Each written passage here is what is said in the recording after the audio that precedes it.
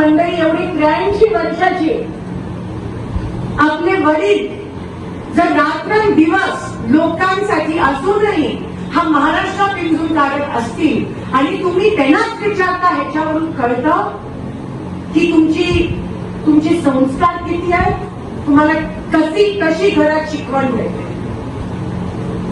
आणि ते सगळे ज्यांना संस्कारच दिले गेले नाहीये ते सगळे एकत्र झाले. तुम्ही बघू शकता माझ्या विरोधात जे उभे राहिले, ज्याला तुम्ही पार्सल वगैरे म्हणता, मला काय म्हणायचं नाहीये, ते देखील काही दिवसापासून शिंदे साहेबांबद्दल बोलत आहेत. चेतन भाऊनी बरोबर उत्तर दिलं त्या ठिकाणी. अरे भिडायचं तर माझ्याशी भेट ना, मी उभी आहे ना उमेदवार म्हणून. माझ्या वडिलांना काय एवढं बोलताय तुम्ही? आणि लाज वाटायला पाहिजे तुम्हाला. ज्या माणसांनी संघर्ष केला, तुमची पावती नकोय, सगळं सोलापूरला माहितीये की या माणसाचा संघर्ष काय ते. तुम्ही कोण येऊन आम्हाला सांगता? लाज वाटायला पाहिजे असं बोलायला. मी कधी कोणाच्या त्यांच्या वडिलांवर किंवा दाराने करता, आपण सुसंस्कृत लोक आहोत म्हणून मला इलेक्शन पण त्या पातळीला घेऊन नाही जायचं.